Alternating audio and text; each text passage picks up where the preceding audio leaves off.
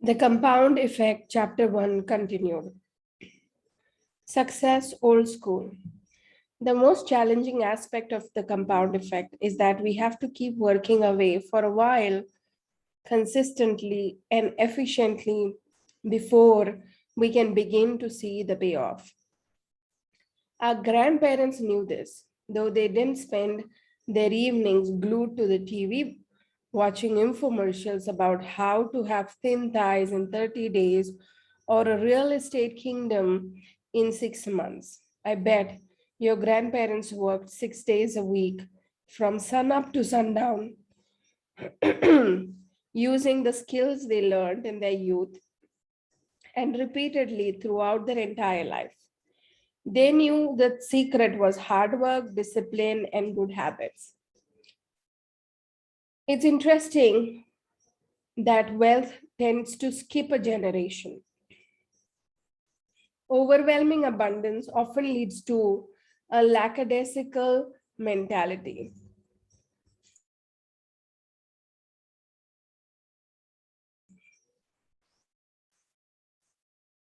Which brings about a sedentary lifestyle. Children of the wealthy are especially susceptible. They weren't the ones who developed the discipline and character to create the wealth in the first place. So it makes sense that they may not have the same sense of value for wealth or understand what's necessary to keep it. We frequently see this entitlement mentality in children of royalty, movie stars, corporate executives, and to a lesser degree in children and adults everywhere. As a nation, our entire populace seems to have lost appreciation for the value of a strong work ethic. We've had two, if not three, generations of Americans who have known great prosperity, wealth, and ease. Our expectations of what it really takes to create lasting success, things like grit, hard work, and fortitude, aren't alluring and thus have been mostly forgotten. We've lost respect for the strife and struggle of our forefathers. The massive effort they put forth instilled discipline, chiseled their character, and stoked the spirit of brave new frontiers. The truth is, complacency has impacted all great empires, including but not limited to the Egyptians, Greek, Roman, Spanish, Portuguese, French, and English. Why? Because nothing fails like success. Once dominant empires have failed for their very reason. People get to a certain level of success and get too comfortable. Having experienced extended periods of prosperity, health, and wealth, we become complacent. We stop doing what we did to get there. We become like the frog in the boiling water that doesn't jump to his freedom because the warming is so incremental and insidious that he doesn't notice he's getting cooked. If we want to succeed, we need to recover our grandparents' work ethic. It's time to restore our character, if not for the sake of saving America, at least for your own great success and achievement. Don't buy into the genie of a lamp idea. You can sit on your couch waiting to attract checks in your mailbox, rub crystals together, work on fire, channel that 2,000-year-old guru, or chant affirmations if you want to. But much of that is hocus pocus commercialism, manipulating you by appealing to your weakness. Real and lasting success requires work and lots of it. I have a quick real-time story to illustrate this nothing fails like success concept. A great new restaurant opened up close to my home on the beach in San Diego. In the beginning, the place was always immaculate. The hostess had a big smile, welcoming smile for everyone. The service was impeccable, and the manager came over and assured it. And the food was sensational. Soon, people started lining up to eat there and would often wait more than an hour to be seated. Then, unfortunately, the restaurant staff began to take its success for granted. The hostess became snooty, the service staff disheveled and curt, and the food quality hit or miss. The place was out of business within 18 months. They failed because of their success, or rather, because they stopped doing what made them successful to begin with. Their success clouded their perspective and they slacked off. Microwave mentality. Understanding compound effect will rid you of the insta result expectations. The belief success should be as fast as fast food, your 1 hour glass, your 30-minute photo processing, your overnight mail, your microwave eggs, your instant hot water and text messaging. Enough, okay?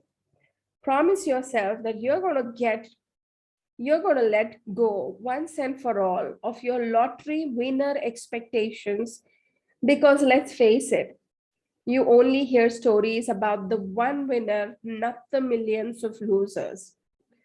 That person you see jumping up and down in front of Las Vegas slot machine or at Santa Anita horse track doesn't reveal the hundreds of times that same person lost. If we go back to a mathematical chance of positive results again, we have a rounding error of 0, as in you have about 0 chance of winning. Harvard psychologist Daniel Gilbert, author of Stumbling on Happiness, says that if we gave lottery losers each 30 seconds on TV to announce, not I won, but I lost, it would almost take 9 years to get through the losers of a single drawing. When you understand how the compound effect works, you won't pine for quick fixes or silver bullets. Don't try to fool yourself into believing that a mega successful athlete didn't live through regular bone crushing drills and thousands of hours of practice. He got up early to practice and kept practicing long after all others had stopped. He faced the sheer agony and frustration of the failure, loneliness, hard work, and disappointment it took him to become number one. By the end of this book, or even before, I want you to know in your bones that your only path to success is through a continuum of mundane, unsexy, unexciting, and sometimes difficult daily disciplines compounded over time. Know too that the result, the life, and the lifestyle of your dreams can be yours when you put the compound effect to work for you. If you use the principle outlined in the compound effect, you will create your fairy tale ending. The compound effect is always working for you. You can choose to make it work for you, or you can ignore it and experience the negative effects of this powerful principle. It doesn't matter where you are on this graph. Starting today, you can decide to make simple, positive changes and allow the compound effect to take you where you want to go. Have I made my point? Good. Join me in the next chapter where we will focus on the one thing that controls your life. Every victory or defeat, triumph or failure has started with this. Everything you have or you don't have in your life right now has been because of this. Learn to change this and you can change your life. Let's discover what this is. But before that, let's look at the summary of chapter 1. Put the compound effect to work for you. Summary action steps. Write out a few excuses you might be clinging to. Example, not smart enough, no experience, wrong upbringing, don't have the education, etc. Decide to make up in hard work and personal development to outcompete anyone, including your old self. Be Scott. Write out the half dozen small, seemingly inconsequential steps you can take every day that take your life in a completely new and positive direction. Don't be Brad. Write down the small, seemingly inconsequential actions you can stop doing that might be compounding your results downward. List a few areas, skills, or outcomes where you have been most successful in the past. Consider whether you could be taking those for granted and are not continuing to improve and are therefore in jeopardy of having that complacency lead to future failure.